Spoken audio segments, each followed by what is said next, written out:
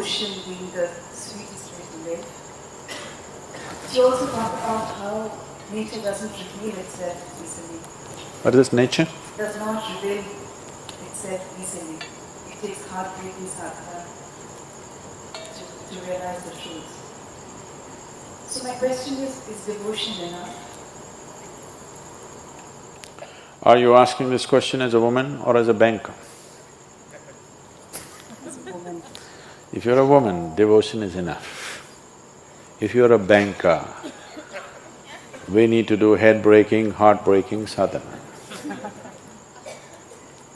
I want you to understand, how difficult the spiritual process is going to be for you is determined by you, not by nature and not by your guru. The nature or the existence or the creator and your guru are seeing how to make it as easy as possible, as simple as possible, as quick as possible. Because if you take time, it's not a question of your life going waste, it's a question of my life going waste. If you don't make it, it's not a question of you failing, it's a question of me failing.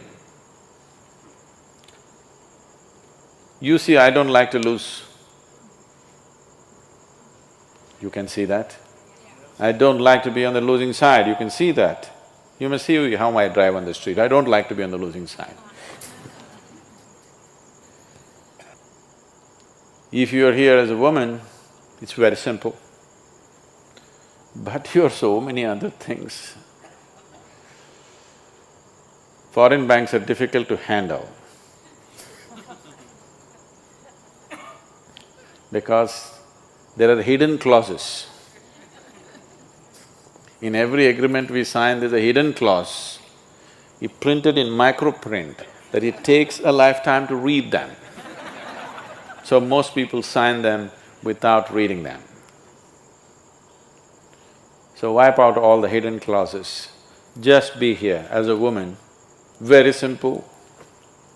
If you're here just as a man or just as a woman, that's it takes.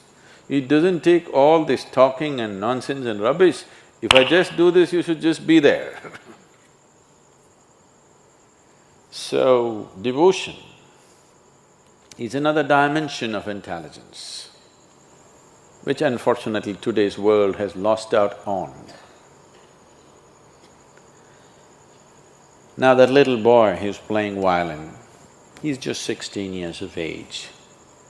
He's not very far between the genius… he's not very far behind the genius of his father. He's pretty right there. It's going to take very little time for the boy to catch up. That has come not because of training, that's come because of simple devotion. You see how he sits? See how he sits next to his father, with great amount of love and devotion. He look at his eyes, he looks at his father with that kind of love and devotion. In that, learning happens in a completely different way. There was a fabulous saint. In Andhra Pradesh, there is no home in Andhra Pradesh who will not have at least a little book about this saint. His name was Vemanna, his name was something else, they called him Vemanna. So his name is Vemanna.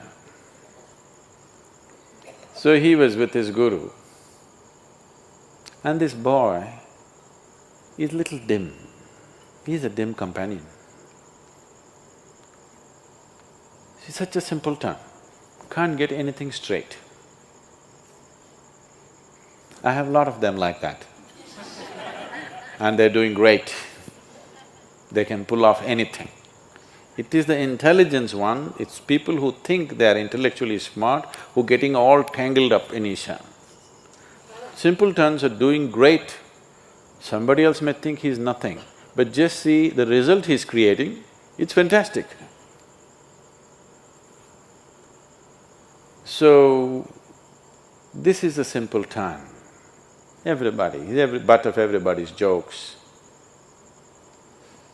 One day, but the guru takes kindly to this boy because he's not smart like others. So one day guru has an important function or an event to go to, so he goes to the river for bath and his clothes folded. He tells the boy, you hold the clothes in your hand, stand here, don't keep it down because the ground is wet and it'll get soiled. Don't keep it down. Just hold it, that's all. So the guru went in to take his ritual dip and wash himself, and when he came out, the boy had kept it down. The clothes were soiled. And he kept it down because when the guru looked like this, he thought he needs something and he kept it down and ran to the guru. He's simple, one thing at a time. He cannot handle two things at a time. Because these are two things, clothes and guru. Two is complicated. And the guru looked at this. Now he has to go somewhere, his clothes are soiled, and he told him repeatedly, don't keep it down, don't keep it down, and he keeps it down. So he gave him a little chalk and he told him, you fool, there's nothing else you can do. Sit here and write just Rama, Rama, Rama on this rock, nothing else. You can't do anything better, just do this. Hope grace will descend on you. Just sit here and write Rama, Rama, Rama, just over and over again on the same place. The boy felt so ashamed, so pained because he let down his guru. He told him so many times, but somehow he cannot get it.